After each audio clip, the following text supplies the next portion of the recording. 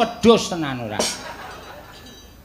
Tiwas tak apik-apikke ora nganti dehem ngono Nalendra sowan. Oh, jebul Bagong ta iki? Wah, lah penemban Durna barang teng mriki. Oh iya Bagong. Oh, kowe nganggo sandangane sapa? Mboten ngertos niki sandangan Sencaki napa Gatotkaca kula radong. Sing penting kula nggo. Sing wigati kula merajakaken Sinuwun Prabu Darmakusuma. Niki terus sampean abot ngestina karo Bapak Semar. Monggo, ora masalah. Mang paringke Durna. Mang paringke Durna. Ning kula wiwit dinten iki njaluk tanda tangan kula keluar sebagai abdi negara Ngamarta. Kula ora sudi dadi abdine para Pandhawa sing pancen ora iso nggatekke karo kawulane, ora iso nggatek karo kawula cilik kaya kula niki. Oh, lho pangapunten, Ger. Kula nyuwun pangapunten. Kula suwun kanthi sanget panjenengan kedah nglenggahi bawa leksana. Senyatanipun panjenengan kedah nglenggahi menapa ingkang sampun dipun leksanane dening anak Prabu Darmakusuma. Sapa sing dhisik didhisikake, sapa sing keri kudu nampa keri. Menika watahipun Nalendra. Menawi panjenengan boten saged nindakaken kados mekaten menika badhe tetel kanjenengan panjenengan. Saniki mung gumantung nyawang sing mbutuhke sapa? Apa sampeyan ajeng mentala karo Bapak Semar? Nek Bapak Semar ora ketekan pusaka telu, Bapak Semar seda sing kapitunan para Pandhawa. Oh, perkara Semar mati menika mboten apa-apa. Bagong kok salin koloran iki arep gelut e. Gelut nang nganggo sandangan kasatian ki ribet dadak benake kelat bau. Dadak netepke ira-irahan. Cetha iki ajeng gelut niki kula wis krasa. Nina mboten kula ajangi jembar ndak mung sak kepenake dhewe. Lho. Kowe ketoke bakal wani karo Begawan Durna. Lho, biyen wani saiki wani, Mbah. Ora ana alame Bagong kok wedi karo Begawan Durna iki kapan kula tak takon. Hah? Sampeyan ya wis kelingan nek kula niku mesti wani karo sampeyan. Lah kok dadak takon lho kok arep wani karo Begawan Durna. Bagong niku ora wedi karo sapa-sapa, Mbah. Nganggo tata krama ora? Nganggo.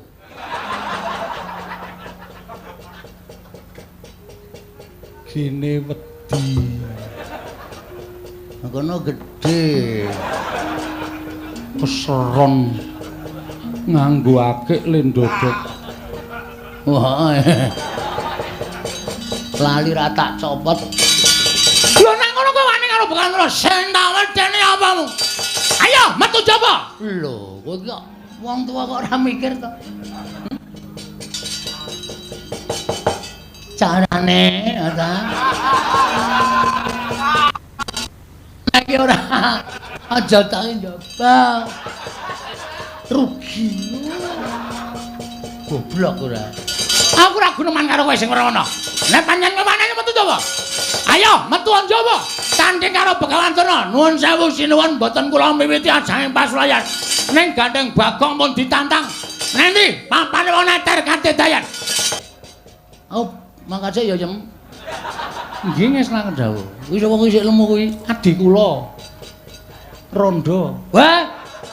Kok ora ngabari aku? Aku ki penggemar. Penggemar tekule atos. Sampun ngoten mawon kula nyuwun pamit sinuwun. Sing ati-ati aja kaya bocah cilik. Nun nggih, pareng. Iya. Nyuwun pamit Ndara niku Ndara. Yo sing ati-ati. Pareng. Yo. Merga kula niku nek wis karo Kurawa jane asli ora seneng. Sengit kula kepati-pati karo Kurawa. Mula kula niku ndek penjangka nek Kurawa ketemu Bagong ijan padha ijan upamane. Iya. Kartomarma pas mlaku-mlaku dhewe ketemu kali kula mesti tantang gelut kok. Yakin kula jak gelut mesti. Iya, mergo sengitmu karo Kurawa. Nggih. Lah kula lek sengit iki mergane napa? Kurawa niku mesti gawe cintrakane ndara-ndara kula para Pandhawa. Monggo kula tresna ning ndara-ndara kula Pandhawa. Iya, ketok tresnamu karo Pandhawa. Mekaten. Sampun. Iya. Sampun. Iya. Pun nggih. Yo, sing ati-ati. Ndara kembar pamit. Yo sing ati-ati, yo sing ati-ati, Bagong. Ora sak susu-susu sare-sare. Wis ya Yem. Inggih ngatos-atos. Ora tak ajar tuman mae nggih. Iya. Ora tak waneni ndak Durna iki arep sewiya-wiya ya ta? Iya. Merga pun nggih. Yo sing ati-ati. Sampun Ndara. Iya sing ati-ati. Ndara kembar. Iya sing ati-ati. Kula tak medanjawi mbuh rawang sulan. Lho kok nesu? Pamit kok bola-bali. Ngene iki ngopo? Sangu. Ora nggawa dhuwit. Wah, ora duwe. Waduh. Durung ngomong wis muni ora duwe. Nggih, Pun, ngaten mawon. Kula nyuwun pamit tambeng mestu sing ati-ati aja kaya bocah cilik Ponokawan. Nggih nggih. Pun mboten ngangge gamelan. Iya.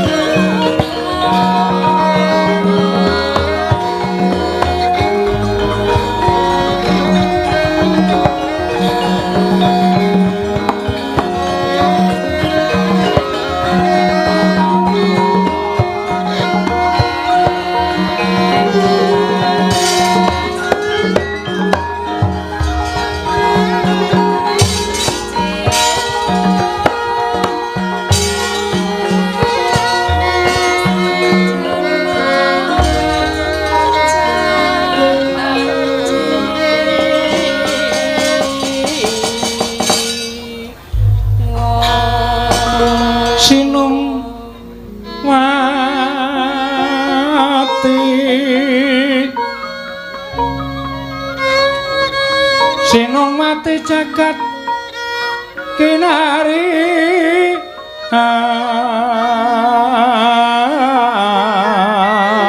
among mbak lumembak ombak ing samudra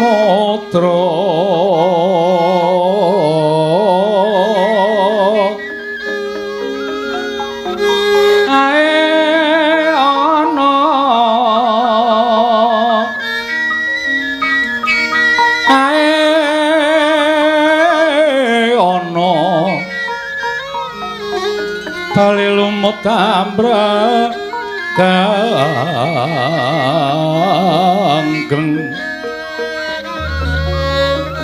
awita dencengan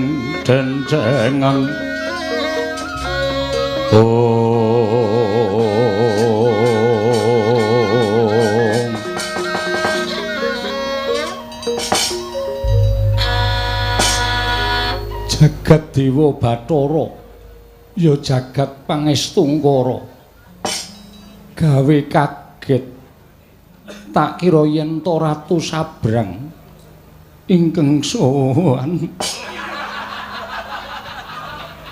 Werkudara apa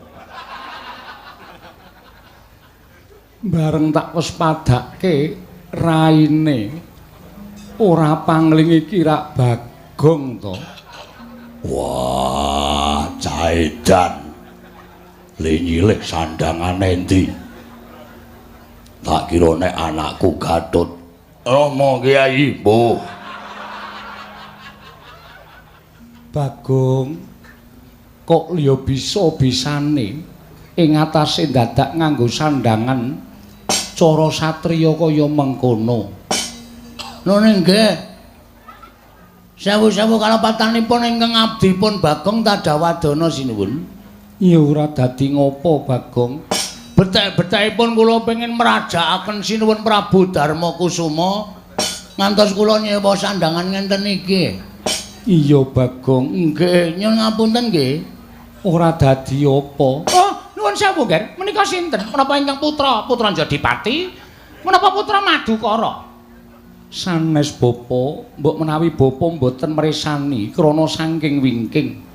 Menika pun Panakawan Bagong. Oh, wedhus tenan ora. Tiwas tak apik-apikke ora nganti dehem ngono Nalendra sowan. Oh, jebul Bagong to iki. Wah, lah penembanduna barang teng mriki. Oh iya Bagong. Oh, kowe nganggo sandangane sapa? Mboten ngertos niki sandangan Sencaki napa Gatotkaca kula radong. Sing penting kula nggo. Sing wigati kula merajakaken Sinuwun Prabu Darma Kusuma. Panakawan Bagong Padararja sapraptamu. Nun. Tansah pinanganing kawidadan ring Sambikala. Kepanen kula ngaturaken sembah semua keping pangabekti kula kunjuk sanipun Wa Prabu. Wa Prabu dengkulmu atos. Mengketok kaya putrane lho. Sinuwun Prabu Darma Kusuma. Iya Bagong tak tampa pangestuku tampanana. Kula pundi nggo jimat paripe dayanana ing kasantosan. Bagong Padararja. Nun nggih wilujeng Ndara. Prayoga nunggun mulunggu. Nggih. Aja dinggo sak nggon-nggon. Kok dak kleru leh ku nyebut. Mboten mungkin iki bar niki nggih.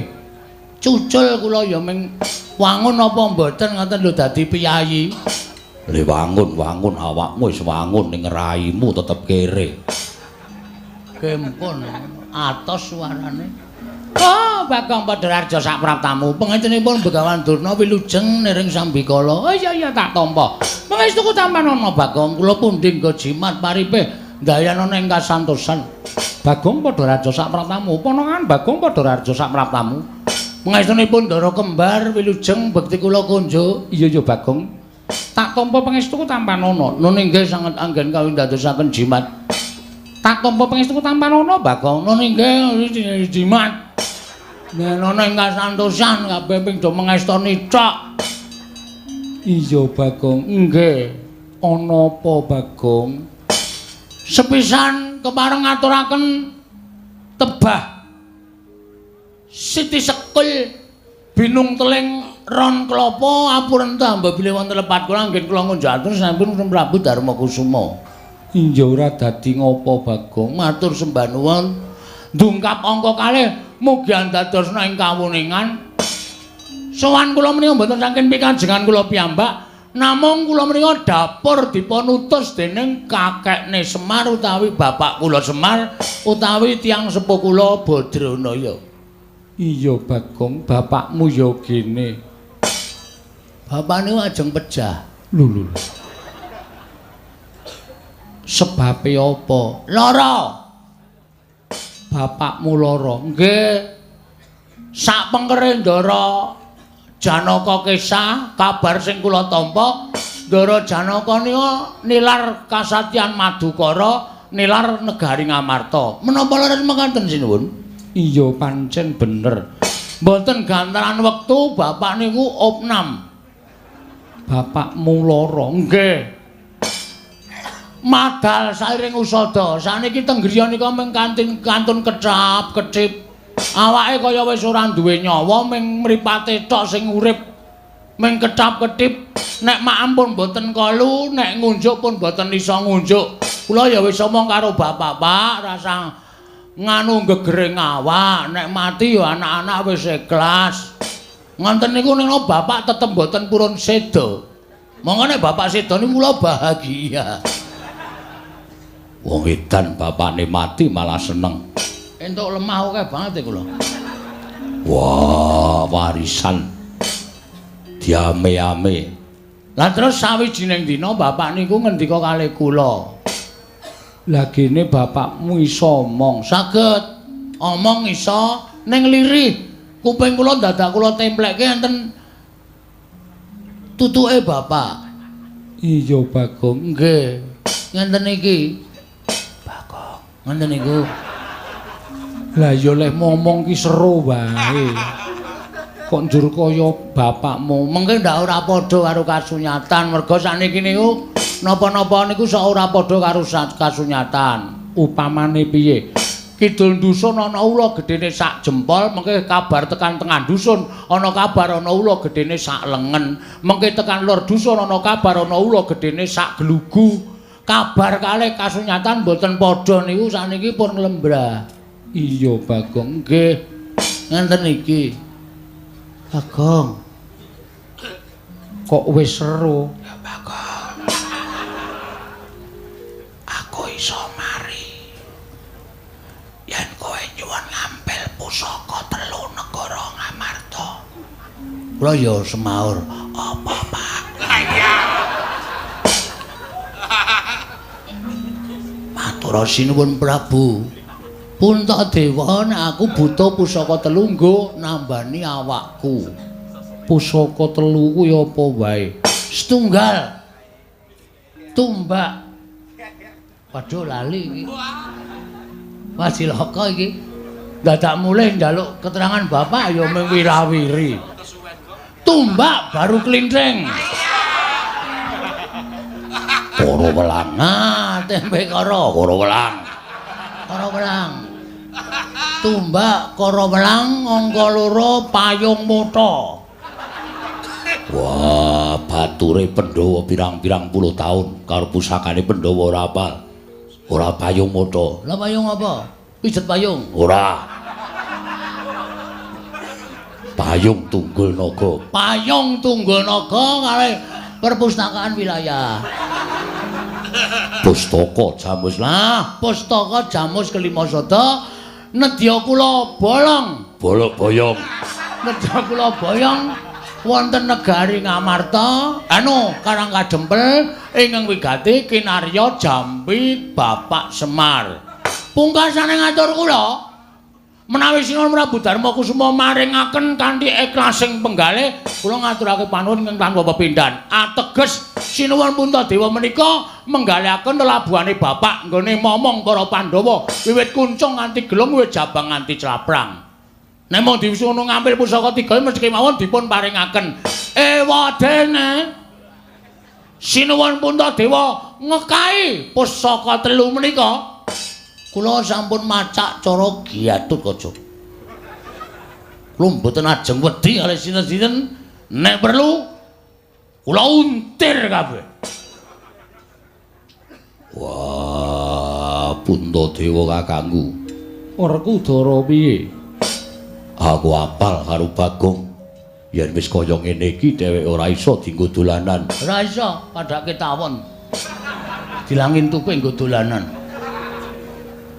Yen muni nesu mesti nesu tenan. Lho niki contone sing wis tau tak ajar. Wah. Sapa? Sapa ta? Aku ki nek omong sok ngawur e. Kula niku nek nesu medeni asli, nek nganti sampean mboten maringaken tur nggih kula aturi ngemuti nggih sinuwun. Bapak niku ling abdi karo Pandhawa pirang taun. Pun suwe banget. Bapak niku tetep dadi abdi konsisten. Sebagai abdi mboten tau njaluk undakan bayar, ora tau njaluk undak-undakan napa-napa. Omahe bapak wiwit dereke Pandhawa isih cilik nganti saniki panjenengan wis dadi ratu ya popok kaya ngoten mawon. Niku ya bapak ora tau ngresula. Nek saniki bapak niku lara kok Pandhawa maringaken ngampil pusaka 3 kinarya ngusadani bapak. Kok awel? Kok ora ikhlas? Niki kula perlu mempertanyakan keikhlasan Pandhawa sarta tresnane Pandhawa karo bapak niku lahir batin apa mboten. Ternyata Pandhawa dilabuhi sepena-sepene ning Pandhawa ora tau ngerti males kabecikane karo bapak. Bagong. Non. Pusaka kuwi nggone Pandhawa 5. Wis ngerti? Lho. Mula pusaka bakal tak paringke yen Pandhawa wis jangkep. Sebabe apa kok Pandhawa ora jangkep? Lah kowe wis matur yen bendaramu Janaka lunga saka negara Ngamarta. Oh iya. Ning sing nyuwun niku bapak. Bapak niku paring dawuh nek aku waras, aku goleki ndaramu Janaka. Ning gandeng aku kahanane kaya ngene, aku ora iso goleki ndaramu Janaka. Mula aku waluyakno sik srana pusaka 3 niku. Mengkene bapak pun kebacut waras, bapak sing ajeng nusul utawa goleki Ndara Janaka. Ngoten ngendikane bapak. Werkudara piye? Werena. Wah, yen Bagong nganti ngopo-ngopo aku ora tanggung jawab. Kowe sing kudu nanggung. Kembar kepiye? Kula aturi maringaken kok Prabu. Kok Prabu kula aturi maringaken. Bagong menika bocah edan. Menawi ngantos sakmangke mboten dipun paringaken geger sampun geger negari Ngamarta. Sinten ing badhe ngendhakaken dhateng pun Panakawan Bagong. Oh. Piye? Anu pripun? Iya Bagong. Pripun paringaken napa mboten? Kosek iki ana perkara. Lho, urung kaya ana masalah. Rawing Bapa Durna mrene uga kepengin mbutuhake pusaka 3 Bagong. Gandurna? Iya. Gandurna mbutuhake pusaka 3 sebabe Ngestina Ketaman Pegebluk bisane Waluya ditumbali pusaka 3 sing tok kandhakake mau. Mangke riyen. Saniki kula tak takon karo sampean. Panakawan karo Ngastina abot sapa? Pun ngoten mawon. Panakawan karo Ngastina abot sapa? Kula ndereke sampean niku nganti sikil dienggo sirah dienggo sikil ora tau menuntut napa-napa lho. Terus saniki sampean kok ajeng belani wong Ngastina. Sampeyan le kesia-sia niki wiwit umur 5 taun wis disingkirke saka negara Ngastina, disingkang-singkang karo Kurawa. Nek cara Kurawa, nek cara kula nganti kesusu-susu. Nek cara kula, Kurawa Ketaman Pegebluk mbok ben modar kabeh. Nek Kurawa modar kabeh, panjenengan lenggah teng negara Ngastina. Panjenengan rasa nglakoni perang Bratayuda. Bratayuda. Hah? Bratayuda. Ora sida wudo. Ora. Wah, ora sida ndelok aku. Bratayuda. Wis. Terus saniki bareng Ngastina ana apa-apa kok do nyermimih njaluk pambiyantu ning Pandhawa. Apa ora gagas jaman sia-sia karo sampean? Bagong, wong urip ki aja duwe rasa males winales. Lah niku ora panjenengan. Panjenengan niku ratu sing pancen kondang ikhlas lahir batine. Aja kok brana picis. Aja kok garwa disuwun karo wong liya. Sugeng panjenengan disuwun karo wong liya nek nggo kabagyaning wong liya panjenengan maringaken. Mula ora aneh nek panjenengan menika keputihan. Lho. Anu, ludira pethak. Getih putih. Caedan lah. Iya Bagong. Nggih. Tegese ludira panjenengan pethak menika suci lahir batine. Saniki terus sampean abot Ngastina karo Bapak Semar. Monggo, ora masalah. Mangparingke Durna. Mangparingke Durna. Ning kula wiwit dinten iki njaluk tanda tangan kula keluar sebagai abdi negara Ngamarta. Kula ora sudi dadi abdine para Pandhawa sing pancen ora iso nggatekke karo kawulane, ora iso nggatek karo kawula cilik kaya kula niki. Oh, lho pamunten, Ger. Kula nyuwun pamunten. Kula suwun kanthi sanget panjenengan kedah nglenggahi bawa leksana. Senyatanipun panjenengan kedah nglenggahi menapa ingkang sampun dipun leksanane dening anak Prabu Darmakusuma. Sapa sing dhisik didhisikake, sapa sing keri kudu nampa keri. Menika watakipun Nalendra. Menawi panjenengan boten saged nindakaken kados mekaten menika badhe tetel kanjenengan panjenengan. Saniki mung gumantung nyawang sing mbutuhke sapa? Apa sampeyan ajeng mentala karo Bapak Semar? Nek Bapak Semar ora ketekan pusaka 3, Bapak Semar seda sing kapitunan para Pandhawa. Oh, perkara Semar mati menika mboten napa-napa. Pandhawa isih duwe nata Ndarawati iki menika Sina Prabu Sri Bathara Kresna. Sina Prabu Bathara Kresna menika pengayomaning para Pandhawa, suwing para kadang Pandhawa. Kresna tanpa Semar ora gayeng. Ora gayeng. Ngoten. Pandhawa niku pancen kudu dimong piyai loro. Nek piyai loro siji ora ana, gotang Pandhawa ora bakal iso nglakoni urip minangka dadi satriya ingkang utama. Nuwun sewu, nanging dhisik kula lho, Nger. Sawanipun rumiyin bukan Durna tinimbangipun Bagong. Mula sing keri ya kudu nampa keri, sing dhisik ya kudu nampa dhisik. Pokoke sampean kudu menggaliaken perkawis Bapak Semar. Ampun ngrungokke suarane kongkang kengunya ing kekeleng. Kongkang menika kodhok gedhe, kekeleng menika leng. Kangkung neng kemawon tablek lendute modal. Ngoten mawon mboten sampean ngrasake omongane wong sing sanyatane sejatine menghargai cintrakaning para Pandhawa kanthi api-api Ngastina Ketaman Pegebluk ngrebut pusaka. Nek pusaka wis karebut tumuli nuwun sewu. badhe mejahi para Pandhawa menika angel mijet wae nganti suwe banyu sinaring. Hus, Bagong. Hei, ngapa? Kowe ngecek karo Bakal Durna? Mboten ngecek niku nyatane. Lho, nyatane kowe ndakwa karo aku sing elek. Kula mboten ndakwa. Ning kula menika mung nggunakake ngelmu titen. Lha, nggunakake ngelmu titen. Durna Sengkuni Kurawa niku nek karo Pandhawa asline lair tresna ning batin sengit. Pun ping pinten sampeyan ajeng renah patine para Pandhawa. Ning nek saiki aku pengen nyuwun ngambil pusaka telu mau, kinarya nambah rengane kula jeng Kestina. Ajeng alasan apa kemawon kula iso maca ati sampeyan. Lho, nek ngono kowe ndakwa karo aku, kula ora perkara ndakwa. Ning perkara niki perkara Sinuwun Prabu Darma Kusuma ajeng menehi pusaka dhateng sinten? Kula panjenengan ngalah, paringke sampeyan kula kudu ngalah, ora usah nganggo padu. Iki ku nganggo padu merga kowe wis wani karo Begawan Durna. Kowe ngalah. Kowe kere gedibal 17 wong elek ngelok mripat. Semar kae ya mung kere. Semar kae wong ora duwe. Lho, Semar mati ya wis ora apa-apa. Wong sing mati wong ora duwe. Sing mati men kawula. Nggo abrak apa Semar? Semar urip ya men ngebot-boti uripe para Pandhawa.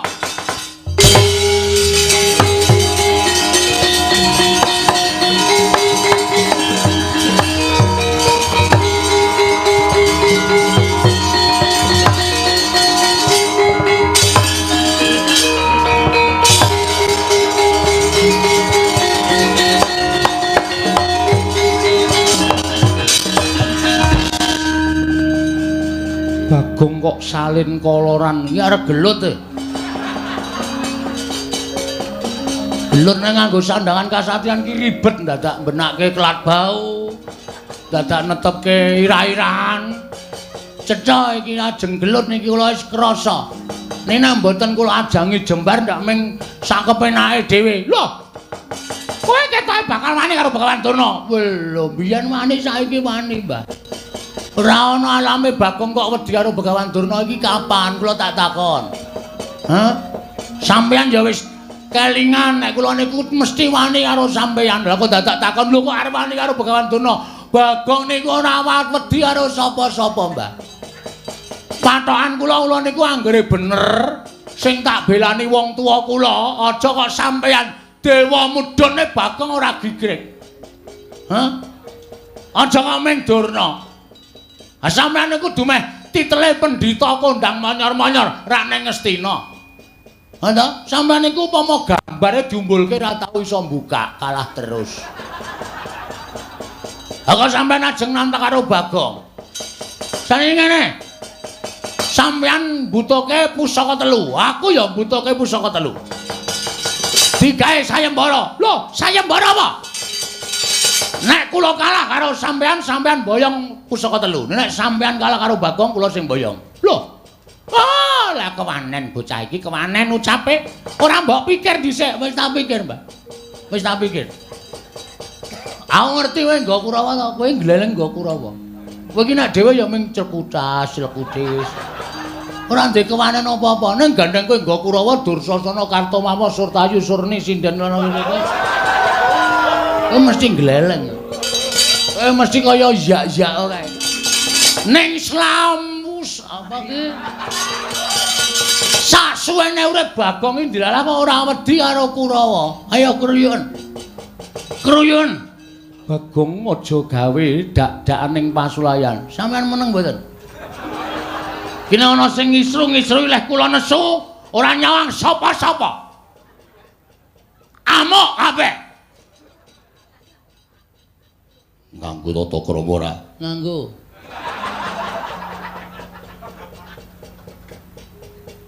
Kene wedi.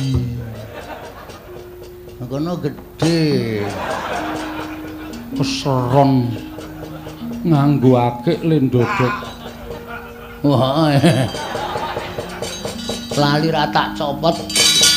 Lho nek ngono kowe wani karo Begawan Durna, sing tak wedeni apamu?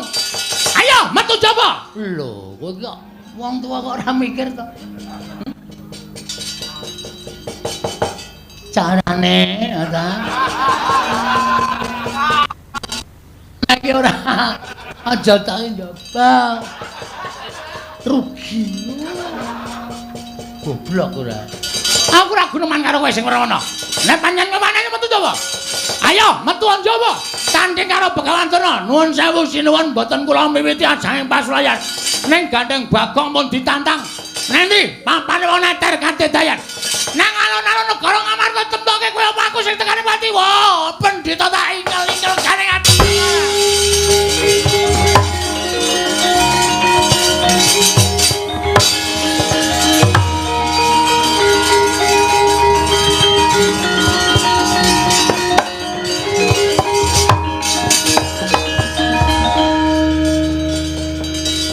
Lah wis tantang-tantangan kok malah begogok.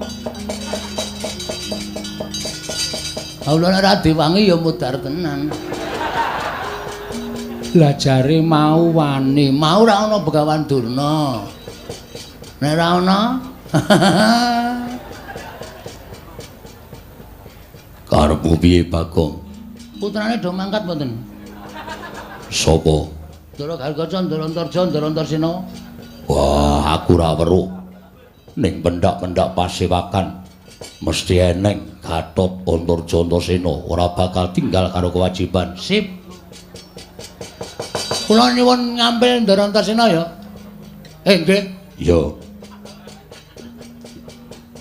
Ndara Antarsena Ndara Gargaca Ndara Antarja kula suwun ngambil. sakarmu yen anakku gelem ngewangi karo kowe. Jalu ana tulung. Kon ngundurke Kurawa. Sip. Makasih. Iya. Sampun sinuwun kula nyuwun pamit. Sing ati-ati Bagong aja kaya bocah cilik. Darana kula Sedewa kula nyuwun pamit. Ya Bagong sing ati-ati aja kaya iya Bagong sing ati-ati aja kaya bocah cilik. Dara Werkudara kula nyuwun pamit. Yo, Bagong sing ati-ati aja kaya bocah cilik. Matur nuwun lho pun paring ngambil Kang Putra. Nek wonten ora ngoten ndak kula kalah karo Kurawa. Wah, yo sing ati-ati. Merga jroning ati kula ora ikhlas nek pusaka telu ajeng diboyong kali Begawan Durna niku kula ora ikhlas lahir batin. Yo, wis mangsa Baronga. Nggih, nyuwun pamit. Sing ati-ati aja kaya bocah cilik. Nggih. Sampun sinuwun. Iya ya Bagong aja kaya bocah cilik Panakawan. Nun nggih. Nek mboten ngoten ndak ora rampung-rampung perkarane Durna niku mung arep gawe maksiat. Durna niku mung arep gawe kisruh negara Ngamarta. Kula sing ajeng nambaki. Iya Bagong mangsa Barana nggih. Nyuwun pamit sinuwun. Iya sing ati-ati. Sampun Ndara Kembar. Iya Bagong sing ati-ati. Iya Bagong sing ati-ati. Ndara Werkudara kula nyuwun pamit. Yo, Bagong. Nyuwun ngambil Kang Putra. Yo, wis kono. Tak paringi ngambil. Nggih, ngoten mawon nggih mungkin ndak selak kewengen malah ora prayoga kedadiane merga niki gawat tenan. Iya. Nek nganti sinuwun Puntadewa kelangan tumbak karo welang payung tunggul naga pustaka Jamus Lima Sada niku wong sing ora seneng karo Pandhawa niku ajeng gawe cinakaning para Pandhawa niku angel mijen moing ranti suwe banyu sinaring. Nggih ta? Iya. Leres mboten? Bener. Kula nyuwun pamit. Sing ati-ati aja kaya bocah cilik. Ndara Kembar kula nyuwun pamit. Iya Bagong, iya Bagong. Ndara Werkudara. Yo, ana mangkat to. Oh, mangkat sik ya, Yem. Nggih ngesna dawuh. Kuwi sapa kuwi sik lemu kuwi? Adi kula. Rondo. Wah. Kok ora ngabari aku? Aku ki penggemar. Penggemar tekule atos. Sampun ngoten mawon kula nyuwun pamit sinuwun. Sing ati-ati aja kaya bocah cilik. Nun nggih, pareng. Iya. Nyuwun pamit Ndara Werkudara. Yo, sing ati-ati. Pareng. Yo. Merga kula niku nek wis karo Kurawa jane asli ora seneng. Sengit kula kepati-pati karo Kurawa. Mula kula niku ndek penjangka nek Kurawa ketemu Bagong ijan padha ijan upamane. Iya.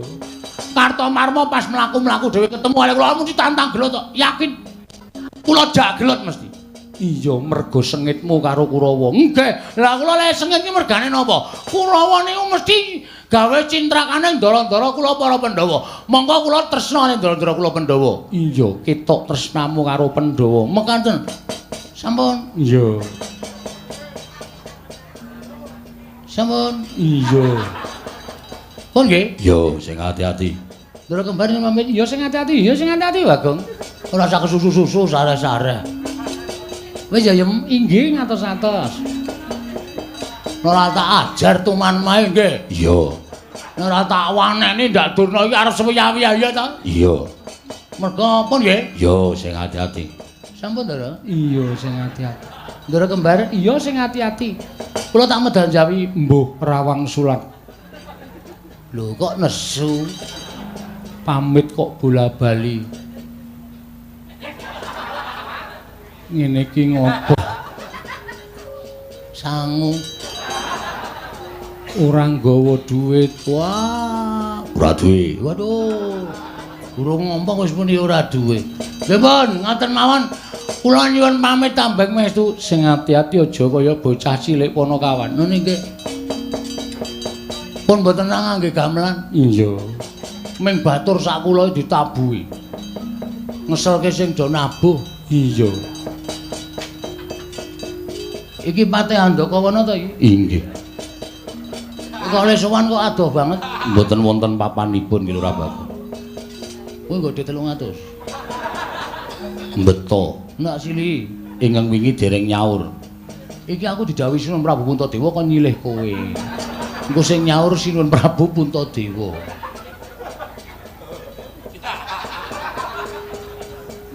Estu. Tenan. Nggih, monggo. Engko sing nyaur Prabu Puntadewa. Nggih, ngestaken dawuh. Werkudara, Apa? sabubaring pasewakan Andakawana wene ana 300 ya ora. Mengko ndak aku ora kepenak uripku. Mung perkara Bagong. Wah, Ponokawan kentir. Wah, iso gawe wirang ratu Amarta.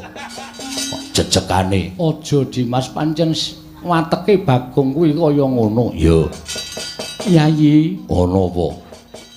aja nganti Bagong kasempyok ing aradan. Tegese Bagong nganti cilik loro gedhe babak kulite. Dawono marang anak-anakmu sak biyantu kelawan Bagong. Ya. Sipiye ngene bakal paring wangsulan karo Durna bapakku. Mengko aku ingkang bakal matur kelawan bapa Penemban Durna. Babakan nggone mboyong pusaka, aku bakal nyuwun pepanggil sarta ruba. Wah, ya ngestake dawuh. Babar pisan Dimas, budalno kang padha seba ingsun kondur ngedaton, kaya wis ora ana dawuh maneh Yayi Werkudara. Purna gadining pananggilan. Salojasa kondur ngedaton jelek saking dampar kentara kinampit gambaran gading kadhiraken sangganing Promban Cedi. Manggung ketanggung Joko Paloro ing sami ngambil upacaraning Prabun. Kawis tinggal saking Mandra tindak Sri Naranata katinon saking Mandrawa kaya sesanti kamulyane.